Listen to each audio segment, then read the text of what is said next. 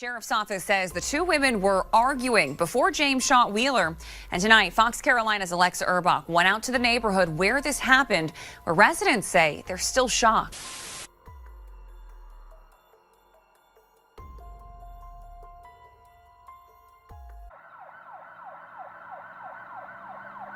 On September 17th, Kenosha Wheeler had just celebrated her 29th birthday. She was full of hope and excitement for the year ahead, anticipating all the wonderful things life had in store. Surrounded by a loving family, a devoted partner, and a growing catering business, everything seemed to be on the right track. Years earlier, Kenosha met Deandra James, now 33, and the two quickly formed a deep connection. Their paths first crossed at Honda in 2016, and by March 2017, they had officially started dating. After a few years of building their relationship, they got engaged in 2020, with plans to marry in the near future. Those who knew them said their love only grew stronger with time. Each year together felt like a honeymoon, with both partners supporting each other's dreams and ambitions. Kenosha focused on her catering company, Chef K on Wheels, while Deandra ran a family business and was owner of TCD 360 Experience. She was also launching a new podcast titled South Carolina Talk. The South has something to say, showcasing her magnetic personality and entrepreneurial drive. The couple complemented each other perfectly, living together and building a future side by side. The only real disagreement they ever had seemed to be over football.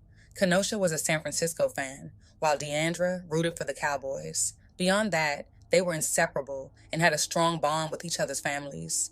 On their 7th anniversary in March 2024, Deandra shared a heartfelt message online. 1, 2, 3, 4, 5, 6. It's year 7. Happy anniversary to us. Life would be so boring and difficult without you. I'm happy to do this thing called love and life with you. Another milestone accomplished. We are locked and loaded. Take a minute to show us some love. March 29th, 2025. We say I do. However, that day would come and go without a wedding. Despite their deep love and years of commitment, something seemed to be holding them back from taking that final step. And recently, subtle signs of strain began to surface. For the first time, Deandra didn't post a birthday message for Kenosha in September, which was unusual for her. That, combined with the missed wedding date and signs of tension, led some to wonder if the couple was facing serious issues behind the scenes. Despite any difficulties, it was clear that letting go wouldn't be easy for either of them. Deandra often described Kenosha as her heart in human form, believing it would always be the two of them, forever. But what Kenosha's loved ones couldn't have anticipated was the tragedy that struck just 2 weeks after her birthday, an event that would shatter those dreams and stop her from ever reaching her 30th birthday. At approximately 10:30 p.m. on October 2nd, 2025, deputies from the Greenville County Sheriff's Office responded to a home on Beatty Street regarding a reported cardiac arrest. When they arrived at the scene, they found an adult female who was unresponsive. The victim was identified as 29-year-old Kenosha Wheeler, who was tragically pronounced dead at the scene after suffering at least one gunshot wound. The suspect was quickly identified as her fiancée, 33-year-old Deandra Wheeler. After a night out at Swagger Bar and Grill, Kenosha Wheeler and Deandra James returned to the home they shared. What should have been a typical evening reportedly turned into a heated argument. During the altercation, Deandra allegedly pulled a firearm. In the chaos of the moment, she is said to have fired the weapon, fatally shooting 29-year-old Kenosha Wheeler and leaving her to bleed out. The news shocked everyone who knew them, as this behavior didn't align with Deandra's known character. Over their 8-year relationship, there had been no public signs of domestic violence or abuse. Could it have been a tragic split-second decision fueled by alcohol and anger? Or had Kenosha reached the end of the relationship, and Deandra, unable to let her go, resorted to something irreversible? Crimes like this send shockwaves through communities, not just among loved ones, but neighbors, friends, and even strangers. Gun violence has become heartbreakingly common, with lives lost far too often over disagreements that escalate in the worst possible way. As the news spread, people who loved the couple took to social media, many in disbelief, others rushing to defend their character from online speculation. One friend wrote, "Oh Lord, you must have been there to know what happened the way some of you are posting. Shut up already about, I don't want no love like that.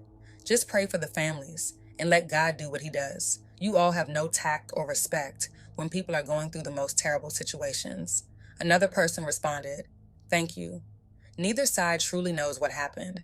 Everyone is speculating. What's needed right now are prayers for both families, because we're all still trying to process this. To her mom and dad, our deepest condolences. We love you dearly. Keep praying. Kenosha Wheeler, I love you, girlie. You are my sister, and nothing will ever change that. Rest in peace. Photos and comments online made it clear that an altercation had taken place, but regardless of the circumstances, the outcome is devastating. One life was taken and another forever altered. The day of the shooting, Deandra not only ended Kenosha's life, she effectively threw away her own. In this heartbreaking time, my thoughts and prayers are with Kenosha's family. Her life mattered. She had dreams, goals, and a future, and she should still be here. The porch light left on at 1 Beatty Street. A well-loved grill still standing. And bright pink flowers full of life.